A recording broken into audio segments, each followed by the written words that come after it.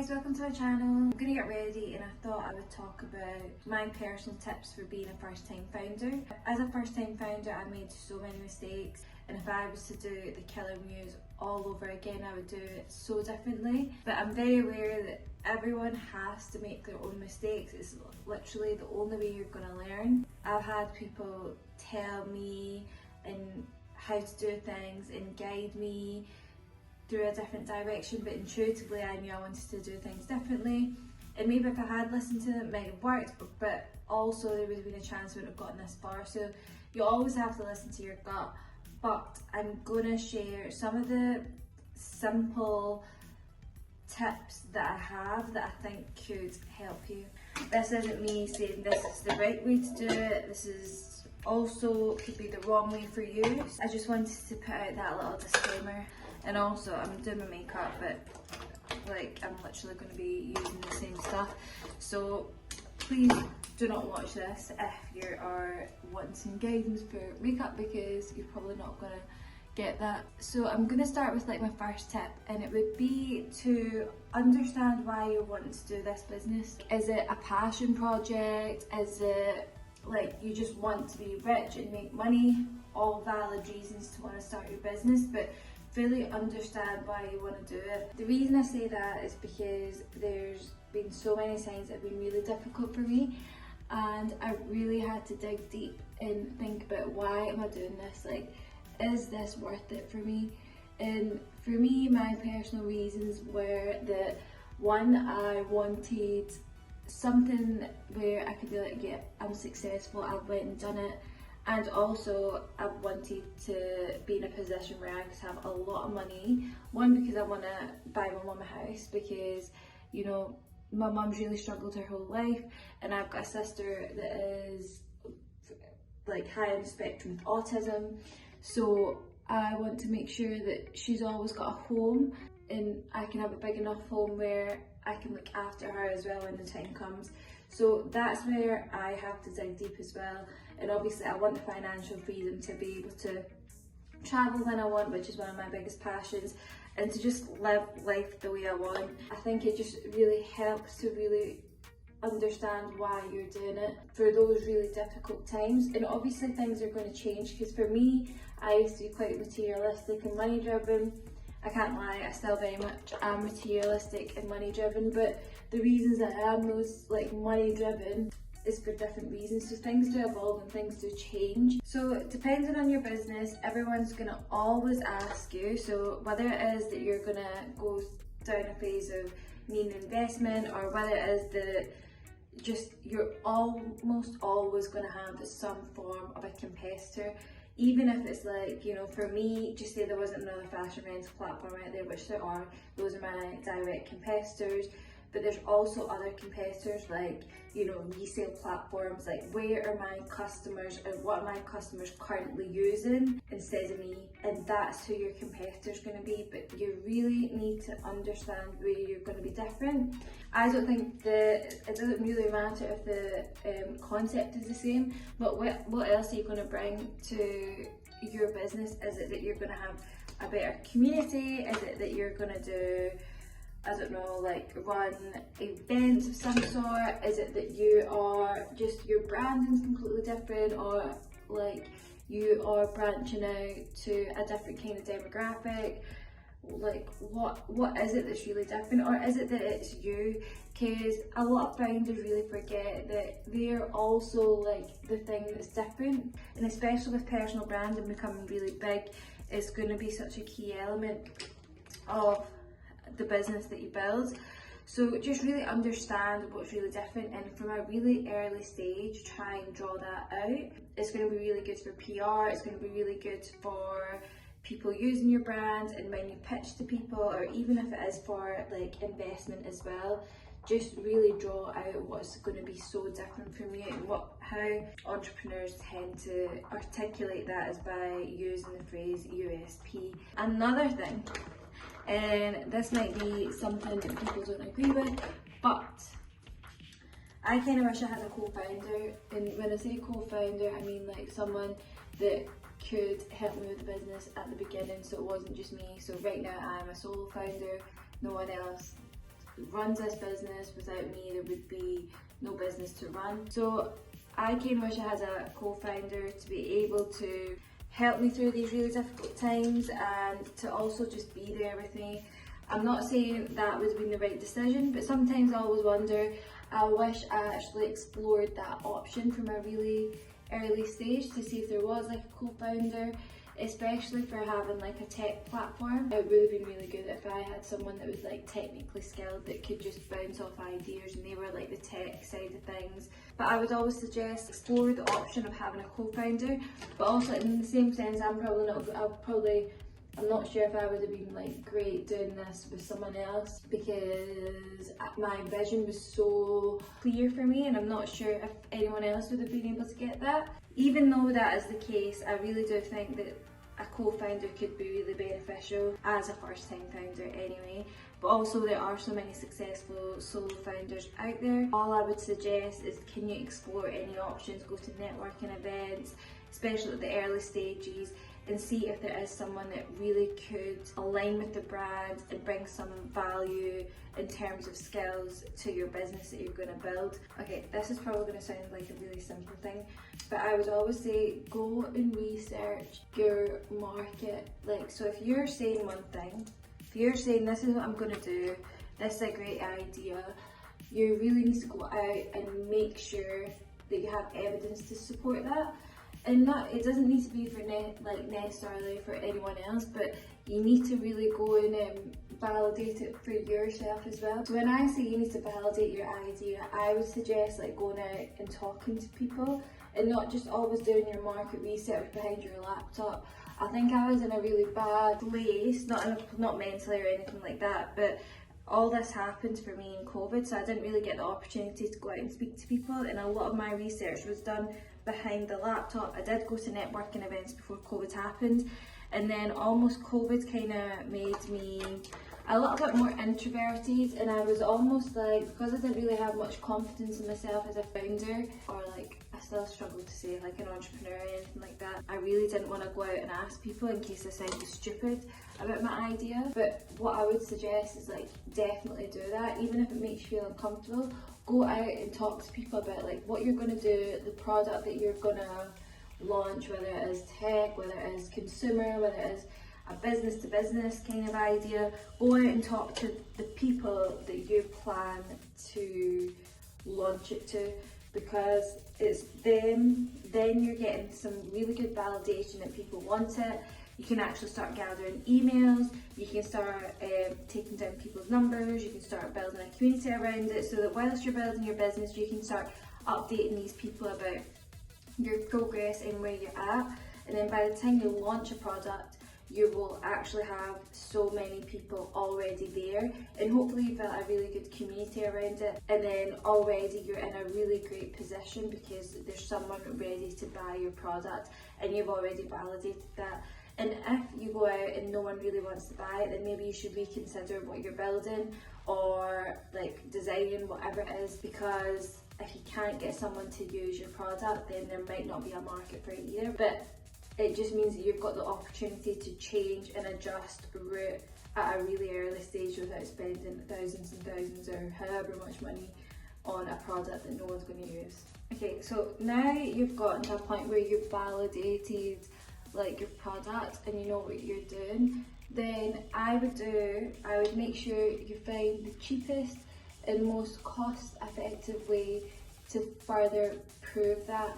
Because it's one thing people saying they're going to use it, it's another thing when people buy it, because that's, until someone puts their money where their mouth is, they're not probably, it's not that they're probably not going to buy it, but you do kind of need to cement your proposition with a purchase almost, because that's when you have a viable business. Okay, I've lost my train of thought and I'm going back in with my eyebrows because I realise I've not done this properly. I remember what I was saying. So validate your proposition by building out what they call an MVP. So that's like your minimum viable product. So basically it's the most minimum is what it is, right? I'm trying to like scale that back even more, but it's the easiest, smallest, cheapest version of what you're going to do or what you're going to build. So whether that is a tech platform, before you even build a tech platform, like how can you prove, how can you make money off of it? Sometimes I really struggle to explain things, so I'm gonna use my mistake as an example. But basically you want to have the most minimum cost effective way to validate the needs of the product. So for me, what I thought I had to do was build an app to prove that people wanted to rent and lend from each other, because I kind of built it up in a way, it's like, okay, people want insurance, people want this, people want that, but actually I could have validated my product way earlier before building the platform, and it probably would have helped me in so many ways going forwards. I probably would have got investment a lot quicker, etc, etc. But again, like I said, these were the main mistakes I had to make, and I didn't really have anyone guiding me at the time either. So an example of my mistake is I should have actually just started a little group of people that would have been interested in listing the products, and a group of people that would have been interested in renting, and should have just like started social media around that. Started posting pictures of the items that were available and manually managing this thing instead of having a tech platform doing it. It would have been a bit of work for me, but actually it would have really helped me gain some traction like a lot quicker. And when I say traction, I mean like I would have had people already interested, already using it much quicker than they were, because I waited until I had a tech platform, which took over a year to build, to start that process, and then by that time there was other competitors on the market. So I really should have started that way earlier. But like I said, as a first time founder who didn't really have very many mentors, or didn't have any mentors to be quite honest, like growing up to help me with this, it was a mistake I had to make. So if you're having if you're going to be a consumer-based business where you've got like stuff that, you know, whether it's like clothes or whether it's sunglasses or whether it's hair care, whatever it is, then I would suggest like, how can you validate the need of your product? Like start sending it out to friends and family, ask them for their feedback, ask if the, like maybe send out an offer and try and get people to pay for it initially, because like I said, you want to make sure you know that people will pay for this. Try and run like cheap sample sales or so, I don't know, something like that, but having a minimum viable product, like the most cheap, cost effective way for you to get the product out there and validate that people will buy it is what I would suggest as well. And don't think that you need to build fancy things or have a fancy thing to do it. For me, it was also a pride thing. Like I thought if I had to put something out there, it had to be like incredible and look incredible, but actually that's not benefited me in any kind of way, and it would have benefited me more to have a very scaled down version of what I was going to build. My next tip would be, I forget these are tips, I feel like it's just being information flowing at you, so I'm so sorry. But especially if you're going to start a brand in 2024, and it's been like the trend like for a really long time, for the last couple of years, I don't know why I've seen a really long time, but building a personal brand in a really competitive market, unless you're going to build like a new kind of like internet, everything is pretty much, you're always going to have a competitor of some sort, right? I'm not saying you have to do YouTube, I'm not saying you have to do like Instagram all the time, but even if it is like building a personal brand by going to events, by, you know, posting on LinkedIn, probably actually having to do social media, I'm sorry, but like you're probably going to have to do that. But people buy into people now, because there's so many options out there for everyone like to buy and for people to put their money in. There's so many options in how to spend your money, sorry, is the way I'm trying to articulate that. People do focus on, okay, where's a brand, where's a community, being part of something, because it means if you're building a brand and people really get to know you, you're quite authentic with it, people will also trust you a little bit more. And it means if you're making a mistake with your brand, hopefully your community of users, or you know, your consumers will understand, okay, it's fine, like, you know, we're on this journey with you, which is really nice, and it's really like humbling for the founder as well. And for me, I just shied away from that for a really long time, and I still kind of do. I don't like putting myself out there in that way. I used to love social media like 11 years ago, and I did like, you know, start doing the whole influencer thing, and I really enjoyed it. But I think as I've gotten older, and then you see how unauthentic even influencers are, I've kind of steered away from even posting on Instagram. Yes, I was just a bit like, I guess, I don't know, shy maybe, or I just didn't feel like I was good enough, because there's so many good creators out there, so many good influencers out there. Now I feel like I've found my flow. But my tip would be, again off on a tangent, would be to build like a personal brand, because people will buy into people, and it's really important to have a community. One, it's really nice for you to have a community, and two, it's just really nice for your like users, consumers to like have something to be a part of. Because whilst we're all part of this like media age, we're all in like all on Instagram, all on TikTok, we're really lacking like that level of community that we probably would have had like years and years ago. So I think it's really nice to bring that back when everything is so digital. Another thing I would say is find a mentor early in the game. So, you know, for me, I didn't come from a privileged background of knowing people that were in business or that had money. So I really had to spend some time finding mentors, or just like building out my network. So I would say to really build out your network, and you know, and be quite open to the kind of people you're going to meet. Like you'll maybe meet really older business people who are going to be really amazing for you because they know old ways of doing business, and then you'll find really young new people that are coming into the game as well, that have got a really fresh set of eyes. Finding a mentor is going to be so key, because they can guide you in so many ways. And the way I honestly used to do it was, I didn't have, like I said, I didn't have any mentors, so I would reach out to people on LinkedIn, just connect. So every single day I would spend like 15 minutes a day just trying to connect to people, just whoever it was, whoever came up my LinkedIn network, because I didn't even know what kind of role I would have needed. I would then just like ask to have meetings with people, then I would ask them to connect me with people, and then all of a sudden I've like got a really great network. And then also make sure your network consists of like people that are in business as well and doing the same kind of thing. When I say same kind of thing, not the same kind of business, but are on the same kind of journey. What's really helped me is having someone that's like 6 months, a year ahead of like where I want to be, because I will go ask and seek guidance from them, because they're quite current and they know what's going on, they know what the market's like, and it's really great to like have them guide me in some kind of ways.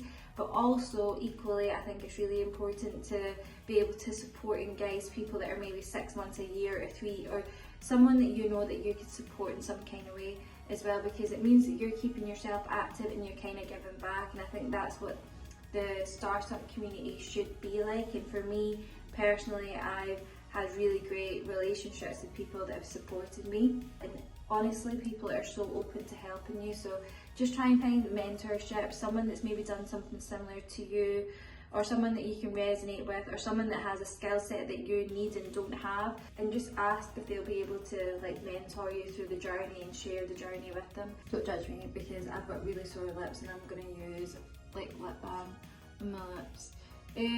So the last thing I would say is just enjoy the journey. Like, it's going to be really rough. Well, for me it has been. It's been really rough, and anyone that I've spoken to agrees it's also going to be really rough. But for you it might be different. But just enjoy the journey, because the ride is a bit hectic. It's never about the fact that you're incapable of doing what you want to do or not achieving what you want to achieve. Like for me, from having non-technical experience, not having like any mentorship, nothing, I've ended up building like a tech platform that's available in the App Store. Whether that succeeds or not, I'm not sure, but even for me that's like a massive achievement. And it's never because you can't learn to do stuff. I promise you, you'll be able to achieve what you want to achieve. But the honest bit of like thought I can give you is that it's all about the mental game. Like, are you willing to compromise? Are you willing to sacrifice? Are you willing to do these things to get to where you want to be? It's all about you know, ticking off like 1 or 2 things a day, and you'll all of a sudden get there at some point and it'll always compound into something bigger? Are you willing to sacrifice, you know, going on holiday, seeing your friends, sacrificing like a wage and not having money to do the things that you want to do? That's how the game would probably end. And it's not because of your capabilities, it's about the sacrifice in the mental game. And I wish someone shared that with me, because I thought it was, you know, business was going to be hard because I wasn't going to be able to do certain things, or I wasn't going to be able to learn certain things, but that's not been the case at all. If, you know, it doesn't align anymore, then that's, you know, that's also fair enough, and you can just always walk away and you can think of doing something else. But the reason why I'm saying this is because it's not because you're incapable of anything. You're more than capable of doing whatever you want to do. It's going to be the mental game that gets you, but that's when you dig deep and try and understand why you're doing it. But anyway, that's me, and I've done my makeup now. I am gonna go to the office because I'm very late this morning. It's Monday.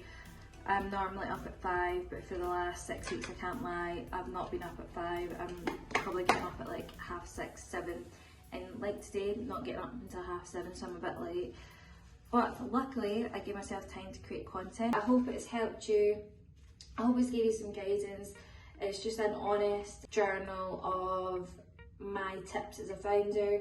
If there's anything else that you would love to hear about around my experience, or any more guidance or support or anything, I'm always open to help. You can either find me on Instagram, LinkedIn, I'm not sure if my LinkedIn's in my YouTube, or you can just DM me with like any like questions, and I will be sure to like maybe do another video around it. Thanks for listening, I hope it helps, and I will catch you very soon.